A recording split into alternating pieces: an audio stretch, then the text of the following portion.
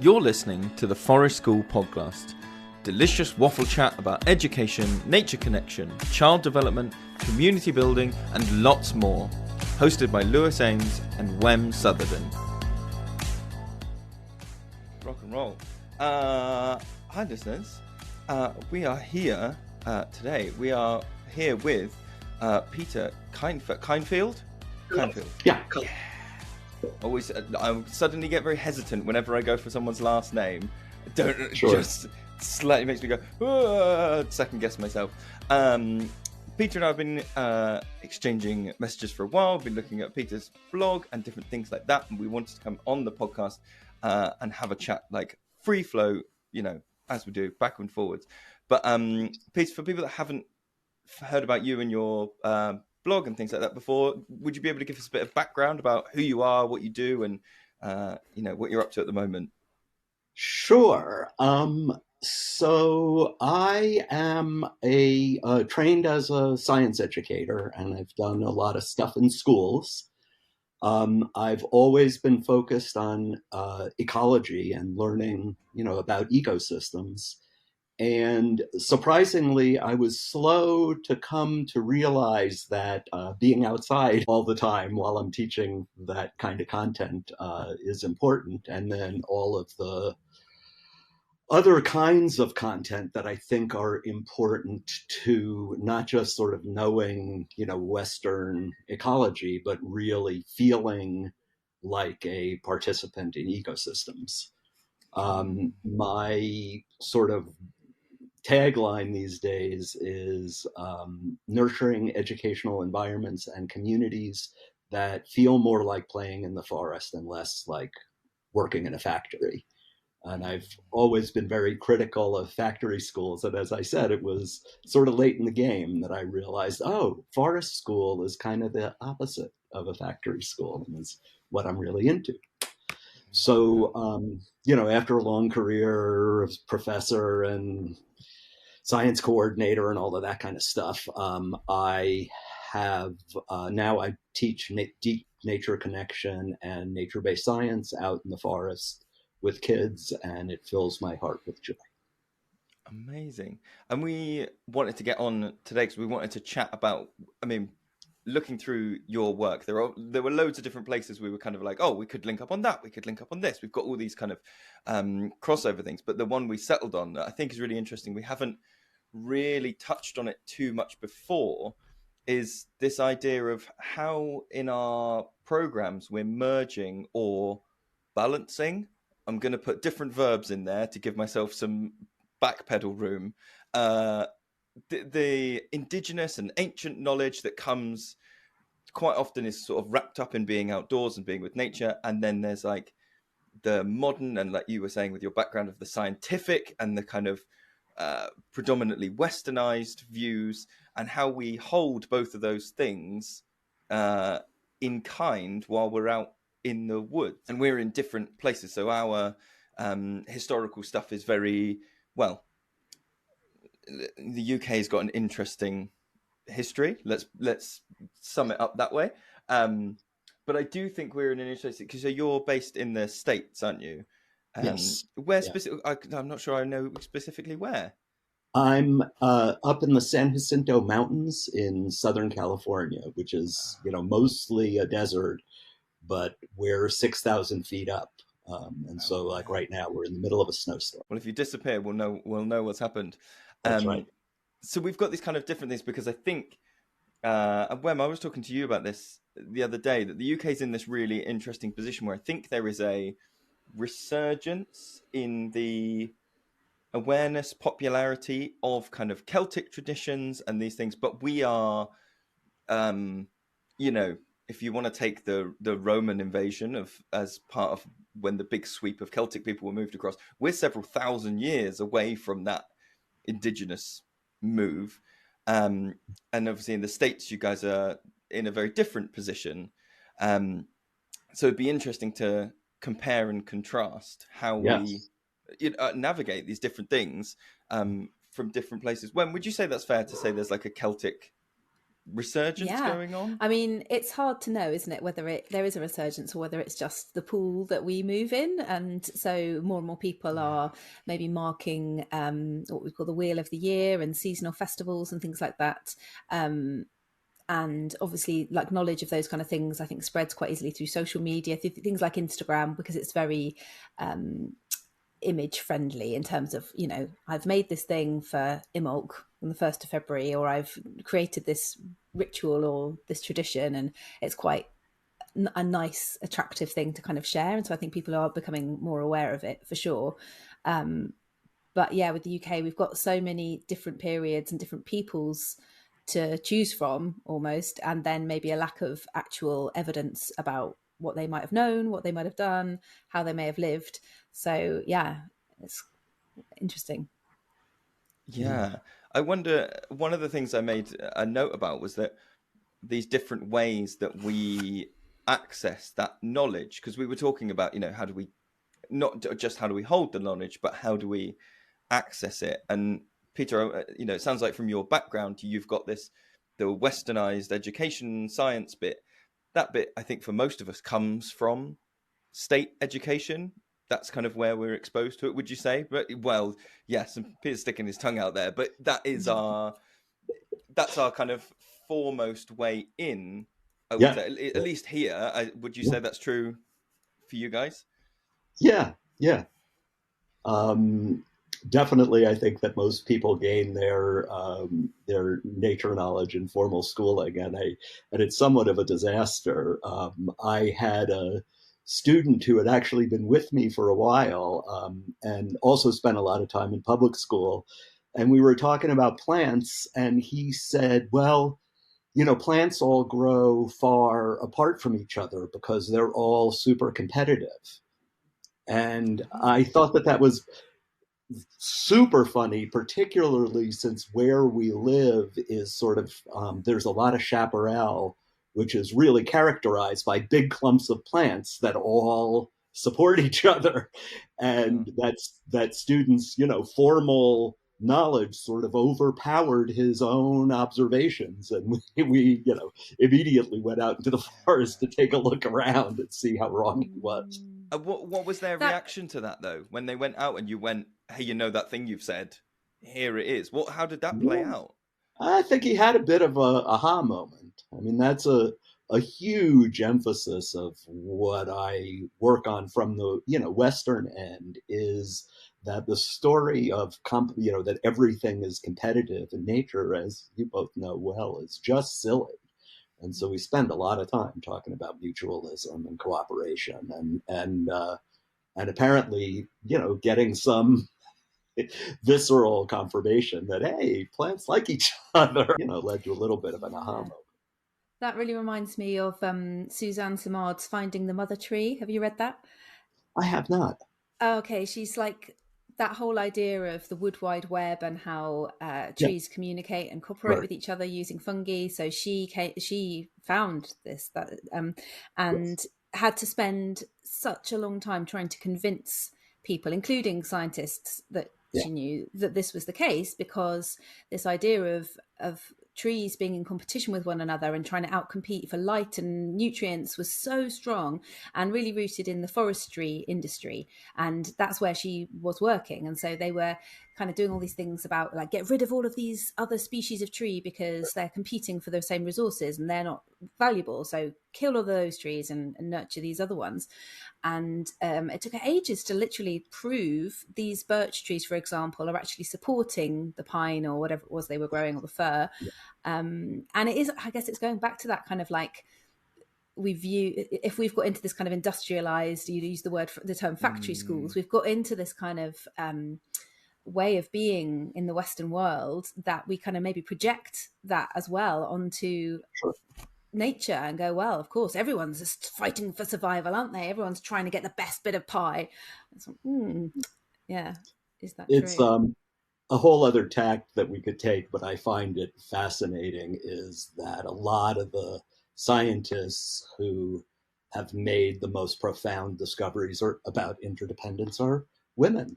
Another one of my, female heroes is Lynn Margulis, who was very involved in the Gaia hypothesis and in demonstrating that the way that eukaryotic cells came about was through cooperation among bacteria. What were those cells you just mentioned? Eukaryotic, just the cells. Can you explain what that is? I don't know what that is. All the cells in the human body have organelles, and Lynn Margulis's serial endosymbiotic hypothesis was that those cells all came around from bacteria interacting and cooperating, not necessarily in a friendly way. I mean, she points out that the first organelle was probably a product of a bigger bacteria eating a smaller bacteria, and the smaller bacteria ending up making it, and being able to integrate. Oh and I love that piece, and we talk a lot in our classes about fungi. One of my pet peeves is people call, at least in the States, talk about nitrogen fixing plants, and there are no plants that can fix nitrogen. Nitrogen fixation is done by bacteria and the fundamental story is that plants that are called nitrogen fixing plants actually call in, using chemical signaling, nitrogen fixing bacteria, and sometimes even provide homes for them. So you can pull the roots of nitrogen fixing plants and see these little nodules that are where the nitrogen fixers hang out. And is that the same as mycelium? Like, are the fungi involved in that process? Hi listeners, before we continue with the rest of today's episode, I wanted to take a moment to give a big shout out to our sponsor, Skillshare. Skillshare is the ultimate platform for learning new skills and honing your craft, with thousands of online classes taught by experts in their various fields. Guess what? As a token of appreciation to our amazing listeners, Skillshare is offering an exclusive deal. Simply click on the link in the podcast show notes and you'll get a fantastic 30% discount on your Skillshare membership. That's right, 30%. So whether you're interested in photography, creative writing, or mastering new software, Skillshare has got you covered. Don't miss out on this incredible opportunity to enhance your skills and unleash your creativity. Thank you, Skillshare, for supporting our show and helping us provide valuable waffle chats to our listeners. Now let's get back to the rest of today's episode. Well, so I have a write-up in one of my blogs. Those are separate events, but they're very closely related. And a lot of times there are triple collaborations. So in a lot of plants, in all plants, nitrogen-fixing bacteria play a super important role. And it seems like the vast majority of plants, fungi also play a role. A little bit different, but similar. That's really that kind of leads in. One of the things I was trying to pick out when I was thinking about so we're talking about this kind of observable knowledge versus the knowledge that might be in textbooks or the stuff that gets handed down to us. When they ask me for, you talk about something how it works or why we do a certain thing in the woods. And I've started going, well, would you like the science answer or the woo-woo answer? Because they're both the same thing, but I can give you whichever one you'd like. And so one of the examples I always think about is in the UK we have stories about the elder tree, and that there's a witch that lives in the elder tree, and before you take any elder, you have to put your hand on. And there's a what's the poem? You can say, well, you have to ask permission before you take any of the elder wood, and you can say something like, "Old woman, may I have some of your wood? I promise that I will give you some of mine when I am a tree," and listen for the answer before you take the wood. And it has all this thing of, we're very reverential about it, and it must never be burnt, and that's the kind of spiritual bit, and also the kind of, I'm not sure indigenous is the right word. Well, cultural, you could say, cultural thing that comes with it from the UK. But then there's the sort of clinical element of it, which is burning elder releases, I think it's cyanide, into the air, which is a clinical reason not to burn it. And also that apparently there are some stories in the UK of there being a very harsh winter, people cutting down the elder trees to burn for firewood, and then there not being elderberries. So in the spring, when people had colds and stuff, there were no elderberries for the medicinal things like that. So I find it really interesting when you go, well, here's the cultural story that gives us advice. Now, they didn't necessarily have this clinical scientific understanding of why it worked, but they knew it worked. They knew it was important to hand that stuff down. Do you have similar stuff in the States with the sort of knowledge that's passed over there? Well, so one of the things that fascinates me, Lewis, is that, in this distinction, which I really never thought of until we first spoke, is the difference between being in a, former colony and versus being in a place where there's a little bit more integration between ancestral knowledge and modern folk, right? So my ancestral knowledge is, Russian and Mediterranean. And here I am, like pretty much everyone other than the people who survived the genocide are people whose ancestral knowledge and the land-based knowledge are very, very distinct. And so, to me, like, I've been thinking a lot about how to talk about land-based skills, or sometimes I like to, because I'm a former educator, and in the States, everyone calls, math and writing basic skills. Sometimes I like to talk about survival skills or ancestral skills as just being basic skills. But anyway, that distinction between, the land that folks are on here, the majority of the people who live in this country aren't from here for a very, very long time. And but I do personally super value that, what I call an attitude of gratitude that we do get from the folk who have lived on this land for thousands and thousands of years. And so I definitely teach gratitude practice with plants. And for me, there definitely is a difference between sort of Western knowledge, whatever, Northern, the dominant culture, scientific knowledge, and ancestral knowledge. But there's also a lot of, for me, I wrote a poem once called A Scientist's View of the Sacred. And I'll give you an example of an exercise I do with kids. I have kids just stick their face into greenery and I say, breathe. Wow. And I let them breathe for a little while. And then I go, that tree is now building itself from your out-breath.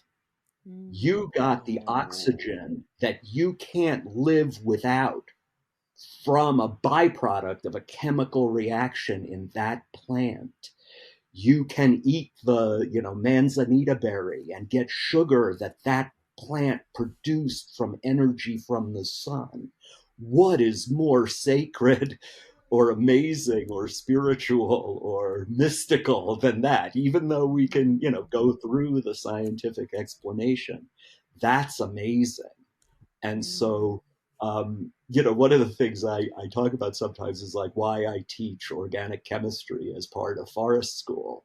And I do because I think it's interesting to kind of see the, symbolic sort of hardcore stuff behind that incredibly intimate connection that all animals have with all plants. I love that. And I love especially what you said there about saying that the plant has benefited from the human breathing with it, because I think with a lot of sort of eco-awareness and climate crisis awareness, there's a lot of anxiety and there's a lot of kind of shame about being human and what we're doing to the planet. And we have this discussion quite often with our grown-up trainees who kind of come to us to learn to be forest school leaders. And I remember having a discussion with one of our students who was saying, I'm really finding it hard to kind of describe the rationale for my forest school practice and about how we're going to benefit the environment that we're using, because we've got this kind of small amount of ground with some trees and some shrubs and some grass and a pond, and I'm having to write this kind of management plan for the land, and I'm looking at it and I'm going, how are we going to, like, we're just we're trashing it. Like, there's no, I'm beginning to think I just shouldn't even do this because in the management plan, I'm trying to look at how I can benefit wildlife and increase biodiversity. And I'm just thinking humans can't do that. The fact that we're here is always going to be negative. And he came from a gardening background. And I was really interested to engage with him in that conversation because I could completely see where he was coming from. And at the same time, I was a complete advocate for, no, you need to get these kids outside and they need to be on the land. So having a little example like that where you can literally say your existence is beneficial to that plant in that moment is quite a rare moment, I think. Yes, and I think, like you, I think it's super, super important that one of the big things that happens in the States around that is that we have this idea that there's all of these reserved lands that are basically reserved for white people with money, and we practice conservation, which means leaving them alone. And I'm in the midst of reading this great monster book called Tending the Wild that basically points out that, what Columbus, discovered when he showed up here was managed ecosystems coast to coast. And that there's this mythology, among people from the dominant culture that, it was all of this, land that humans had no impact on. And then, as you're saying, when the folks who, ecologically oriented people going, oh, well, we need to leave the land alone. We need to leave some land alone so that it's okay. And of course, what's happened is we've created vast amounts of acreage that are prone to wildfire because we haven't been managing the land in any way. And so, human beings' involvement in mutualistic relationships in nature, I think, is a very, very big deal that people have to get. I think also it kind of comes, that kind of mindset, I feel like also comes the other side of that coin is quite often the idea that, well, we've left this bit, which means we can do whatever we want with this bit because we're leaving this bit alone. That gives us free reign to, and that's where the, a lot of damage, leaving woods and stuff alone, even in our climate would be ecologically not great. There would be trees that would fall and take healthy trees with them. And there would be, invasive stuff would start to creep in and all these things. But sometimes I think people, have that view of like, well, we've left that. That's a wildlife conservation, so we don't touch that. But that we've done that so that we can concrete these 200 acres over here, and somehow that's like rather than finding a balance all over and going, okay, there has to be balance in all of these places. It's like that completely compartmentalized. That's for nature and that's for us. Yes, and rather than I think that's so central in a lot of different domains. One of the things I like to talk about is, synthesis. And for me, it shows up a lot in how people think about how we take care of learning environments. It is the same, we can get into the same thing. So, now we're doing academic versus now we're doing free play. Or I even, some of my friends, and I understand why they ask, but posed a question recently, which was kind of like, how much of your forest school is student directed and how much of it is teacher directed? And my commentary was, God, none of my time is either of those things. I'm hanging out with kids who I have established a mutualistic relationship with, and we go out in the woods together and we talk about what we're doing. And yeah, there are times where, we're all carving and I'm not really, and so you might say, well, that's free time. And there's other time where we're all talking. But when we're talking, it's like I invite them to come talk with me. And if they don't feel like it, they don't have to. Mm. So it really is this integration rather than, some of this and some of that. Just like, with how human beings can be in nature, and it being ridiculous if it's some of, destruction and some of leaving alone instead of all of working together. Yeah, it's that holistic view, isn't it? I was literally having that conversation with somebody today where another adult was asking me if I'd ever worked with teenagers, and I explained that I'd worked in a secondary state school for 9 years, and how I really loved working with teenagers, and I was kind of trying to reflect on why that was, and thinking about being in the classroom and going, oh, if I'm in the classroom, these are the things I prefer about being in a classroom with teenagers. And then I realized and I was sort of explaining why, and talking about the conversations we had and the depth and the interest of what their ideas were. And as I was speaking, I was like, hang on a minute, I get all of that here in the woods, in this environment, with a group of young people aged from at the moment 5 to 10, who would be primary age children here in the UK. And I suddenly realized, oh my gosh, it's not actually the age of the children, it's the environment and the attitude and the community structure. So if I had to be in charge of a classroom, I'm going to choose the teenagers. But actually what I'm striving for, what I enjoy is the fact is an environment where we can have the time and the space and the freedom to have any kind of conversation that might come up. And I would have just as in-depth and thought-provoking discussions with a 6 or 7-year-old in the woods now than I would with a teenager in a classroom, because we've got the space and the time to do it, and because our hierarchy is so much more different. There is so much less hierarchy there that weight can be given to their ideas, and because we have time to do that. I think there's also something there.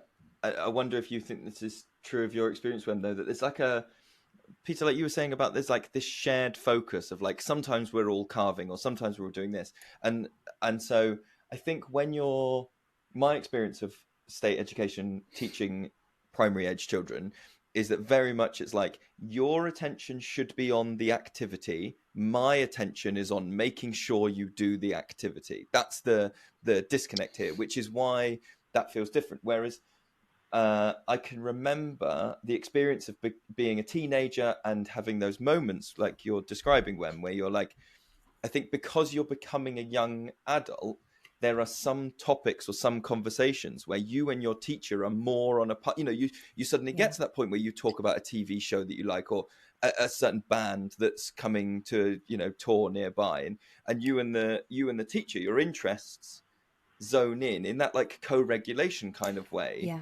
Yeah. And or Peter, even you're just both genuinely interested in the book that you're reading as part of the lesson, but you're interested in the same.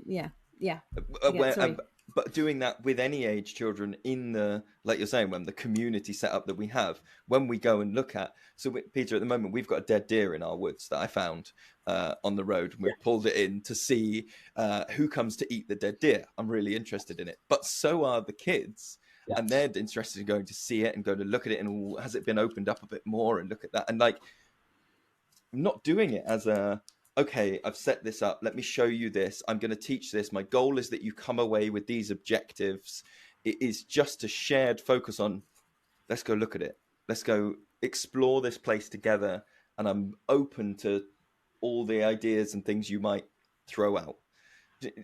That's kind of what I think separates this from this kind of experiential, cultural learning from the potentially a lot more top-down science exposure. Okay, I have these equations, you need to learn these reactions. If you do or don't, that's how I assess your value, Yeah, and I think it's interesting how much information sharing one can do while maintaining the spirit that you guys are talking, that I do have like a lot of conversations about, what's happening behind why we're seeing what looks like smoke coming out of our mouth when we're breathing while it's snowing, and that kind of stuff. But again, only in the spirit of co-interest. And I love it when there are times where I'll, like, preemptively, I feel like I've been talking too much, and I'll say, okay, well, we could just get up and go sledding, and the kids are like, no, we want to talk about this more. It's kind of modeling what's okay as well, isn't it? That we as adults with maybe a bit more life experience and knowledge about a particular field will take those moments as you describe, but then it shows the kids, because of the structure we're working in, that it's okay for them to do that too. So the amount of times that kids come up to me and go, Wem, do you know about this Pokemon that actually it's got this power? Oh, no, you don't get it. It's and they are the expert of their subject, and they feel confident and okay to teach me about it. And it's it's mutual. And there's one student that I have had. I mean, I'm sure it's happened with others, but like twice. He's probably about, I guess, 14 now. We had disagreements where I came to his point of view, where I really was trying to deliver a message. One of them you guys will get a kick out of, I think. I have this thing where I talk about, like, what's the difference between being on a computer, in a house, and out in nature, and looking at those things in detail. And of course, my point of view is sort of basically how everything's gets better and better the closer to the trees you are. And the student raised a really wonderful point, which he said, we were sitting on a boulder, and he goes, yeah, it's often more comfortable inside. Yeah. And so I was like, and I really didn't want to hear it at first. And yet, here I am, like, I don't love the cold, and I don't even know if I'm going to go out in this beautiful snowstorm that we're having. I really like being comfortable. So anyway, that giving them, just respecting their knowledge, creates an environment where, I used to get thrown out of classrooms for disagreeing with my teachers when I was a kid. Mm.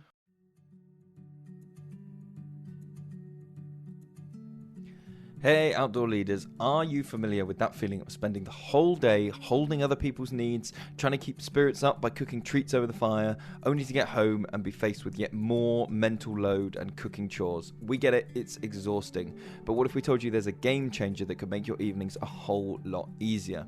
Enter HelloFresh, the household name in meal kit delivery. You've probably heard of them, but have you given them a try? If not, now's the perfect time to experience the convenience and deliciousness that they bring to the table.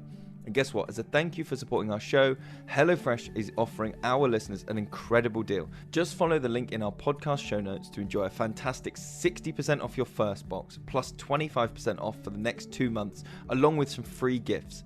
Imagine coming home to a box full of fresh, pre-portioned ingredients and easy-to-follow recipes, ready to help you whip up tasty meals without the stress. It's like having a personal sous chef right in your kitchen. So why not give yourself a break and let HelloFresh do the heavy listening? Click on that link in the show notes and treat yourself to some well-deserved relaxation. Thank you again to HelloFresh for supporting outdoor leaders like us. Well, just on that point, that's super interesting, because I think there is also something here, which I didn't make a note about, but it's just occurred to me as you're describing that, which is that quite often cultural knowledge, or like land-based knowledge, comes with an assumption that, or comes maybe with maybe assumption's not the right word, almost like a prerequisite that, like, that's where you're supposed to be the most comfortable. Like, that's where, like, outdoors is, I'm going to put on a voice because I'm playing a character now. That's where we've been for the longest time. That's where we evolved. That's where we did all the things. And so I think for a lot of people, they can be put off of that cultural knowledge or land-based knowledge if that doesn't resonate with them immediately. If they come into a space where someone's going, oh, isn't it free? Isn't it great? And I'm not saying that that's what the thing you set up, but in those spheres, lots of those spheres are equally as dogmatic about how you should feel about an experience.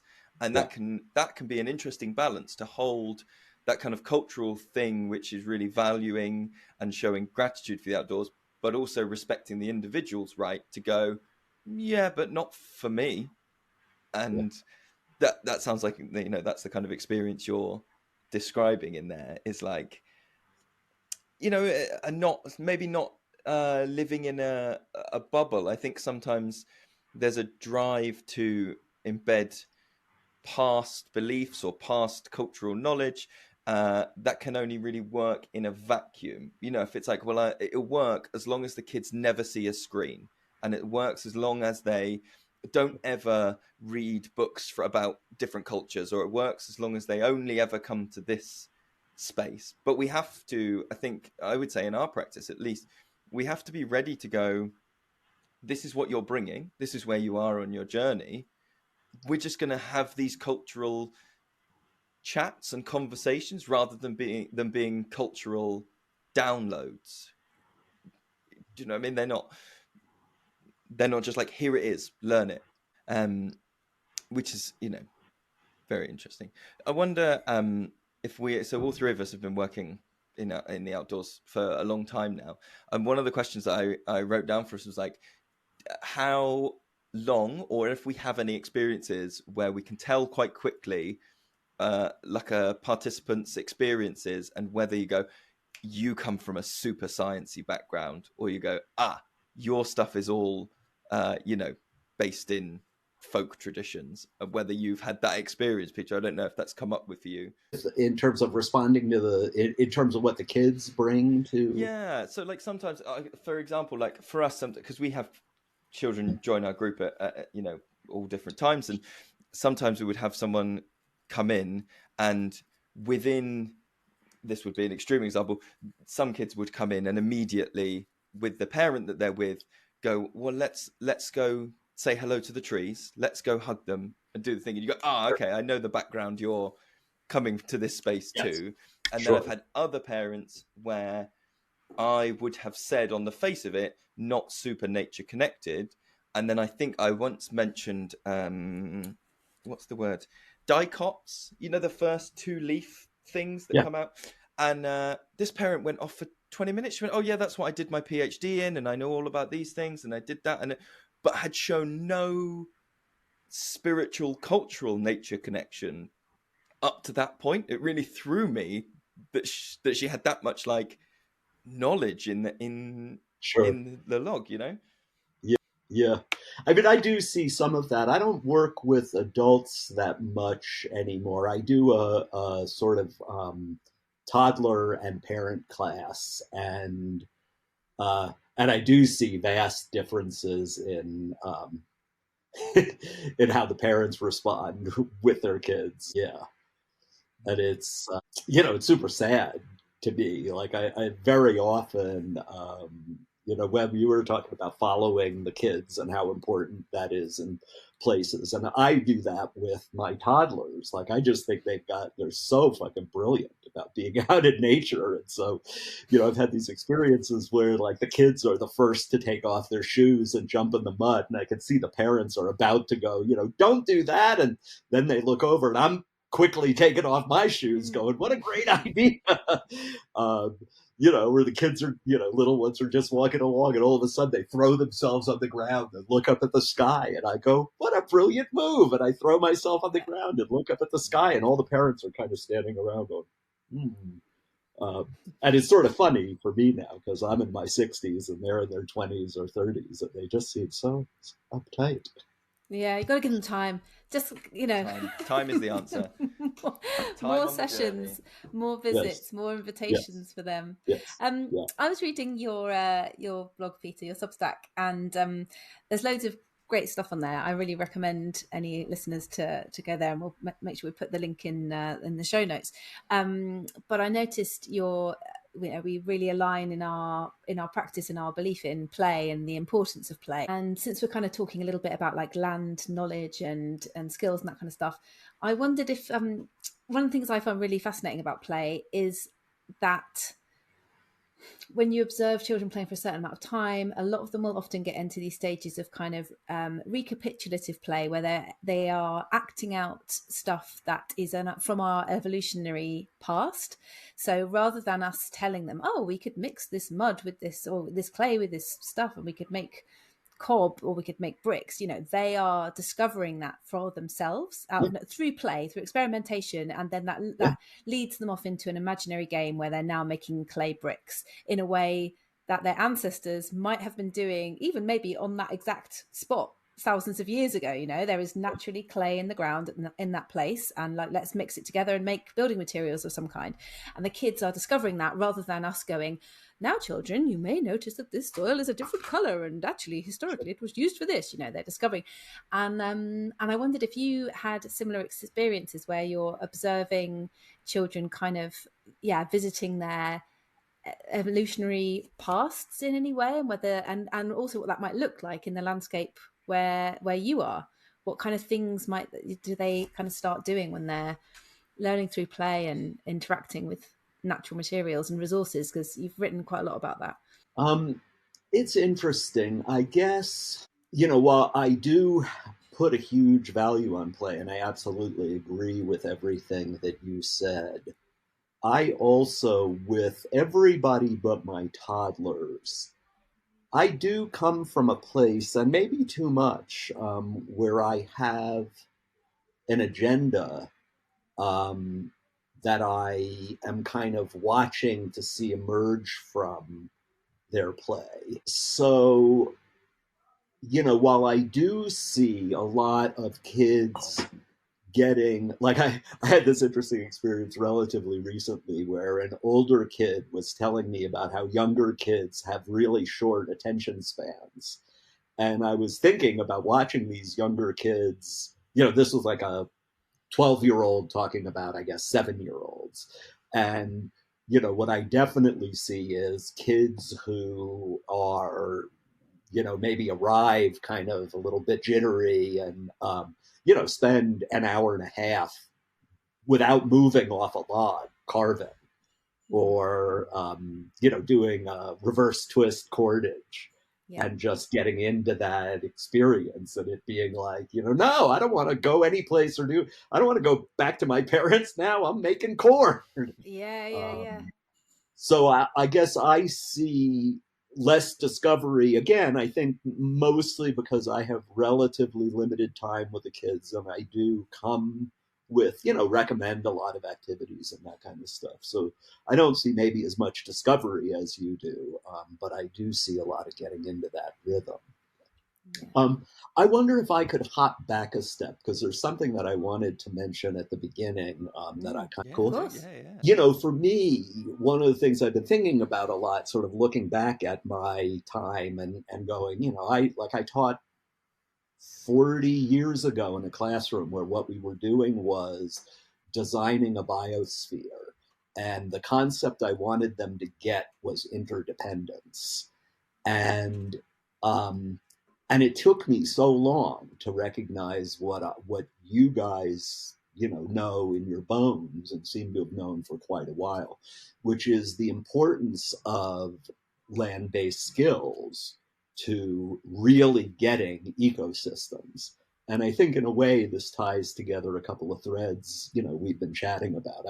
I came up with this metaphor because I've been trying to think about like what it must feel like to be on planet Earth and have no idea how to survive here. And so, my latest metaphor is if you spend your whole life in an ocean, you have to have like a certain amount of insecurity because I didn't set that up right. If you don't know how to swim and you spend your life on an ocean liner, you got to have some insecurity about the fact that you don't know how to make it where you are without being enclosed in all of this technology. And, what I started to realize is, you can, and, again, these are themes that both of you have brought up throughout this conversation. You can be told everything is interdependent, but if you don't feel interdependent, then you don't get interdependence. And so, when I watch these kids sort of come alive because they're eating berries off of trees and, picking things out of the ground and eating it and working in our garden and playing around in the compost pile. And they're really getting these, what I consider like basic survival skills that, frankly, I didn't have for most of my life. I mean, I don't know how I made it all that time living in a world where, if I was outside and I got cold, I, beyond pulling my jacket tighter, wouldn't have known how to start a fire so I could get warm or, um, so yeah, I mean, I have come to see the learning of these, land-based skills as so central to just being able to be happy on Earth and to gaining some understanding of mutualistic relationships and cooperation and how ecosystems work. Yeah, I've never thought of it in that way, of the importance for feeling at home in the world. I think that's a really good point to make, and it kind of links back to what we were saying about feeling ashamed for being human and feeling that all we do is damage things. That to understand how our creativity is part of the ecosystem and necessary, helpful. That's that's a really interesting way of looking at it. But Lewis, your point I think is just so well taken that even so given that, I do have a little bit of a tendency, I think, and I'm learning something from talking with you, to kind of want to just go, hey, swimming's fun, and grab the kids and throw them overboard, and that sort of works some, for me in my current environment, because I am in this almost sad situation where all of the kids I get are their parents chose to send them to my classes, right? And the kids chose to go. And that's a totally different situation than I don't really get what you were talking about, Lewis. I don't get people coming who are like, I don't really want to be outside. Or I'm not comfortable in the natural world. Don't tell me, I should be. They're all like, I am, the kids that I get, I describe as being profoundly different than adults. Adults sort of, I say, walk through the forest like they're walking through the hole in a donut. They're not really in the forest. They're kind of on the path, kind of, almost like, I don't know if you all have these aquarium, exhibit hall aquariums where you walk through a hallway and you're under the fish and they're all around you, but they're in their ecosystem and you're in yours. Well, that's how adults strike me in woods. And the kids I get, and I know there are kids like that, but the kids that I get, they're just, into the woods, like that they disappear into the trees and under the, under the leaf litter. I'll tell you what, I've got a metaphor for you then, going on those aquarium things, because I saw a video yesterday of an aquarium, one of those tunnel things, and there's sharks going through. I don't know if you saw this web. I think it was in the UK, and the tank had cracked. The roof was leaking, and it's people. And someone's filming it on their phone, and there's two divers in the water, and there's someone there inside. It was amazing. So there's like sharks floating around there, and the person inside the tunnel's got a mop, and they're just pushing the mop against the roof to try and. But so there's a metaphor. I feel like if you're saying that, sometimes adults walk through the woods, and predominantly it's adults. Some kids also walk through in that kind of way, but that trickle of water getting in, sometimes I feel quite mischievously, is my role. Like that's the bubble, and then there's I've found a crack. You've come to this group, and I am gonna just go. I'm gonna be so chaotically compassionate and happy that you will have no choice but to sort of accept what I'm doing and go with it. And that's the little crack in the aquarium tank. That's me getting in and just going, here we are. Let's do this thing. Yeah, it's going to be a bit I think there's something. I could probably draw it as a graph in the way we're talking about that kind of interdependence thing and feeling safe and secure. And I think there's that thing. I don't know if you would agree with Wen, but some people come to the woods because our programs are really long term. We've had some kids with us for 7, 8 years. Yeah. We get to them over a long time, and Yes. I think there might be something where people come into the woods and some people mask how they're feeling by going whole hog the other way. Sure. By going, I'm in this place, and I guess what's expected of me is that I love nature, and so they jump in. They, oh, I'm gonna run, I'm gonna play, I'm gonna do this thing, and then sometimes it's a couple of sessions, sometimes it's a couple of months. You see the interdependence come up and the feeling of safety come up, and you see potentially their comfort level in nature go down because they're not masking it anymore to pretend that thing is still there. And then it's our job and our journey to safely bring it back up, like you're saying, with those skills, with those land-based skills, with those like, how can we accommodate this, with those like, let's mediate some social interactions if that's what's going on. There is definitely, I think, that hump for a lot of people where they might run in and be like super okay. Like stick fighting or bows and arrows is a big one. People are like, yeah, I can do that. Yeah. Go. And then you see in a couple of weeks or a couple of sessions, them not really knowing what to do, not feeling super comfortable. Sure. And then you can just come back in and go, okay, so now I'm seeing where you really are and I'm going to come up with you. And a lot of the time that can come from, and this was one of the notes I made, is I feel like that for a lot of people comes through, we have social stories in the UK. Is that a term that's across the pond? This idea of like, almost like metaphor stories, like you're telling a story and then at the end of it, you don't make a big deal of hamming on like, and that little boy is actually going through something very similar to you, isn't he? But you just tell the story so they can have an experience of like, this thing. And there's definitely something, Wem and I do lots of cultural stories, lots of very old. I particularly really love an old story, in terms of connecting people to land and connecting people to culture. Partly because I think they're really good and really, if they've survived this long, they must have something, Sure. But also there's quite often something that is just batshit insane in old stories. They'll just go like, of course he was carrying a fork in his top left pocket, as everyone did, and then they just move on in the story. And what the fuck was that? I don't know what's going on in this thing. Do you do much storytelling as part of your practice? Well, what's funny is I've been doing more and more, but I tend to do it. I mean, the only, the sort of fables like from my childhood pretty much are all horrifying. Good. That's the way it should be. Rockabye Baby and, all of that kind of stuff.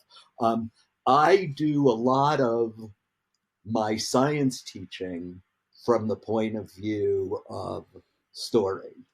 And it drives my wife crazy because she says that I'm anthropomorphizing, and I'm kind of all about anthropomorphizing. I think that's a good thing.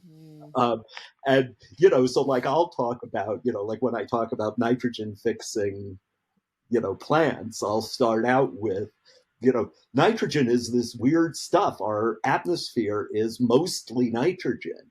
And nitrogen is this funny kind of atoms because they love to cling to each other. And so you typically find nitrogen in pairs holding on to each other, with each holding on to the other with 3 arms. And they're so tightly coupled. The only beings who can break them apart are these bacteria that can actually separate out those nitrogens, and then they can share it put it in a form that they can share with their friends, the plants. And, Mate, if you'd said that when I was 14, I wouldn't have been skipping chemistry classes. I used to go off into the woods because I didn't like. But you could tell stories like that all the time. I'm here for it, man. That's It's And memorable, isn't it's it? yeah, and it's the same with me. I mean, I hated that stuff when chemistry just seemed like, because it was just taught as if it had, anyway. So yeah. Peter. I'm conscious that it's a different time zone for you. Thank you so much for chatting with us. This has been enlightening and joyful. If people have listened to this, and when mentioned, we'll put your blog and your Substack in the show notes. But if people are listening and they want to find out more about what you're up to, where can they go to? The best place is my Substack. Okay. And also I have as you've probably seen, I post a lot in the forest groups. And when my sessions start up again, I'll be posting a lot there's a Facebook group called Ecological Education. I'll be posting amazing. there. I just have to say, I'm going to be, listening to, I've listened to some, I'm going to be listening to more of your work. I always really enjoy and sort of feel like I'm in conversation. When there was a time where you started talking about assessment in public schools. Oh, right. And I yes, exactly. I was like, oh man, I got to get in this conversation with you. We just have that same, response to what were people thinking when they started doing things this way. So when we run the world, Peter, we'll sort it out. We'll sort it out when we're in an episode where Wem laid out a full education manifesto. I don't know if you've got that far back yet. You can join the campaign. She's got badges. They go marching in the street. It's a whole thing. Funny. Before we go, let me, just because I'm also aware that some people are like listening to this and they might not look at the notes. So just going back a couple of steps to the Substack. So it's Peter Kindfield, phd.substack.com for anyone who's listening and is interested to read more. So yeah. Thank you so much, Peter. Enjoy the snow. I hope you don't get stranded and cut off. Thank you, Lewis, and it's been such a pleasure talking with you both. Bye. Bye.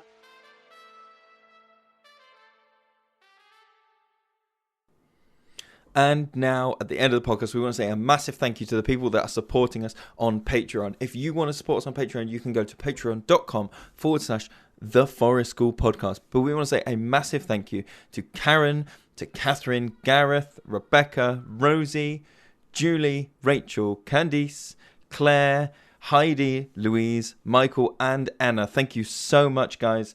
And we'll see you all next time.